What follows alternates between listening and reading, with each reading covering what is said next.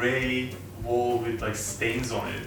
Isn't it beautiful? We thought it was very How to Cake It. Well, we have moved. How to Cake It headquarters has moved. So we're in our new space, but it's not quite ready. It's under construction, but we're almost up and running. I had the pleasure of making a cake, a birthday cake for my cousin's 50th birthday. This is a cake he has dreamed of for a very long time. And oddly enough, it's a cake that I've dreamed of. I'm just gonna preface this by saying, I always thought this cake would be hard. I was right, and it exceeded my expectations in terms of level of difficulty. I began with 2 large rectangular cakes, chocolate of course. As usual, I'm going to remove the cakes from their pans and level them. So I based this cake on my cousin's turntable. I went to his house and took extensive measurements of this thing. So it's pretty much an exact replica, except it's cake. So now I can lay these 4 layers of chocolate cake out and simple syrup. Let's also say that while I was making this cake, we had to vacate our old studio. I had to finish the cake at home. Do I have footage of those last bits being put? You have footage, it's not great footage. Once the syrup has soaked in, I'm going to spread on some Italian meringue buttercream. This cake is classic, like a DJ turntable. It's just classic chocolate cake with classic vanilla buttercream. The cake is predominantly black with some silver accents. So at least when I cut this cake later, I know it'll be me. I knew it would be me, and guess what? It was me. It's just a nice cut because then it's very obvious that it's a cake, right? I had a board cut to the exact size of the turntable, which I covered with wipeable shelf liner. They're gonna be side by side. I had a choice between baking smaller rectangles and then trying to fill in gaps, or bigger rectangles and cutting away the outside, which is nice because the most moist part of the cake is always in the center. Now I'm going to crumb coat this cake in ganache and chill it, and then I will ice it once more in ganache. Oh. Yes, I did, because I didn't want a white line between the black fondant and the dark cake when I cut it. I just wanted that perfect white line of filling. You know, I haven't had cake since December. What? Does this mean that you don't eat anyone else's cakes? You only eat the cakes that I bake? I think so, yeah. I like that. I like how this is. I have a new show idea, right? Cake Cheaters. And it's just me with like a camera guy stalking you guys, and you guys are like, you know, out to dinner with your friends. I'm like, what are you doing? Is that cake? Now that the cake is chilled, it is time for fondant. As mentioned, ganache does set up really fast. You're gonna wanna brush it with water. Brush the surface with water to make sure that your fondant sticks to the cake. Okay. Give me the plan. What is the plan? The plan. I'm going to take my pre-dyed black fondant and I'm going to roll out slabs. I'm going to panel the cake. That's what I call this. So again, measure, measure, measure. Make sure you know the height of the cake, the width of both sides. There's the 2 longer sides and the 2 shorter sides. And then of course the top of the cake. We're going to cut our strips to the exact height, and then we're going to make sure they're a bit longer than we need them and trim while it's on the cake. And then we're gonna carefully place on 2 strips on opposite ends of the cake.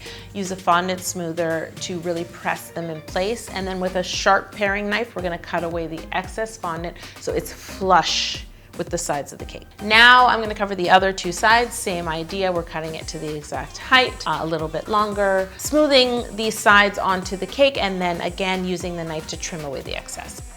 Now, it's time to cover the top. I've rolled out the slab, but I need to make sure that I can get this slab on top in one solid piece. I don't want to start bending the fondant because I might cause creasing. So it's a combination of trying to keep it as flat as I can while releasing it from the board onto the top of the cake. Yes, you can't just like hold it like a sheet. Nope. A, you're sort of warming up the fondant, and B, the weight of itself is pulling. DJ Turntable cannot be the only thing that your cousin is interested in. It's his main interest. Really? But this is his side hustle. He has like a 9-to-5 job. What's his day job? He works for the government. Very different than being a DJ. Yeah, I don't want to cake anything that has to do with the government. You want me to cake documents? Guys, leave a comment if you want to see me cake some documents. Yeah, I'll cake a printer, a desk, a cubicle. What else can I cake? I wonder what the worst thing I could cake is. First? Yeah. Like no one would ever want to see it caked.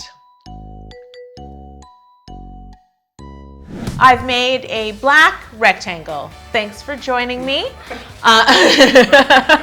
There's the actual turntable portion. And so this is where I have to ask myself, an inch of just fondant would be ridiculous. That would be a ton of fondant and it would be very heavy. Of cake is not a lot of cake. What do you do? So I chose cake. So I used the scraps of the cake, the humps. You know how I always say save the humps? And I created that circle. And then I'm going to crumb coat and ice that circle in ganache. And the circle has a little A-line cut at the edge. So now what I have to do is cover this round part. What I'm going to do is roll out a strip of black fondant that's a little bit longer, and then I'm going to use a textured rolling pin, and it kind of makes a grid pattern in the fondant. Then I need to carefully cut that band to the exact height of the cake. Are you double filming me? No, I'm looking at the anatomy of the turntable. It's called a platter. A platter, I like that. I'm gonna take this textured band that's now cut to the exact height of my circular cake, the platter, and wrap it around the platter. Now, the key with smoothing out fondant that has been textured is not to press too hard on it and erase that texture. Before I cover the top with fondant, I need to paint this textured band silver. You're painting the speed calibration pattern. Okay. Write that on the screen, that's what I'm painting. This speed calibration pattern. That's long-winded, man. What? SCP? Okay. Just paint the SCP? Okay, I'll paint the SCP. It's time to tackle the bits and bobs. There's a lot of bits and bobs on this cake. Are you gonna look up what every single part is called? I'm seeing them all. So the button on top is the 7-inch record adapter. That one is called a cartilage, and there is a head shell, and this pitch control that you like pull up. My head shell is now empty. I just want you to know. I always make more than one, because especially when you're working with gum paste and it's thin, it can crack, it can chip, it can break. It would be the worst, trust me on this, if you got to the decorating part, put something on it breaks, and now you have to start all over again. Yeah, I cut out a lot of stuff. Can you just play footage of all the stuff I cut out? Cut out the circle of fondant, and then once again I had to lay that fondant onto the platter and smooth it out. And now I need to paint this fondant with some black gel food coloring that has been diluted with food grade alcohol. And this time I need to use my brush creatively. I have to paint round and round and round in spirals.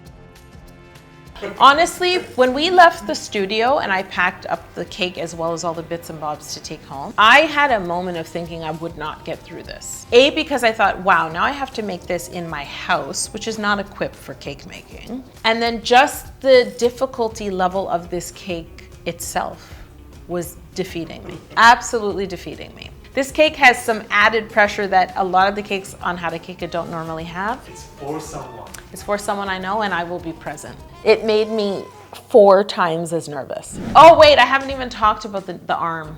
All I know is it was difficult. Do you know what I ended up using? Reusable stainless steel straw. And I'm like, this is perfect. And it wasn't long enough. So what I did is I inserted lollipop sticks in the straw to extend its length.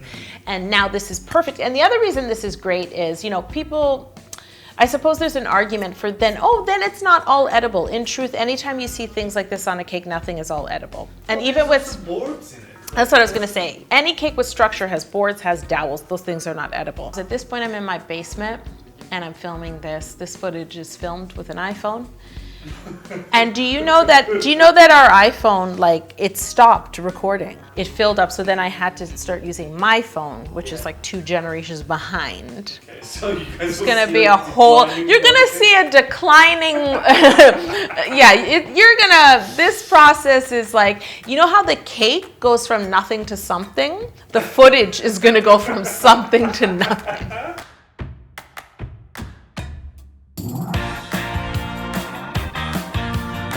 Everyone is gathered around with their phones, with their cameras, they're talking, they're like, why is there a turntable? And then my cousin was about to cut it, and then everyone was like, don't cut it. And then he said a speech, and he thanked me, and he was very emotional. When I used to deliver cakes, my favorite part of my job, and the reward after the very hard delivery process, was always seeing people's reactions. I loved to see their reaction.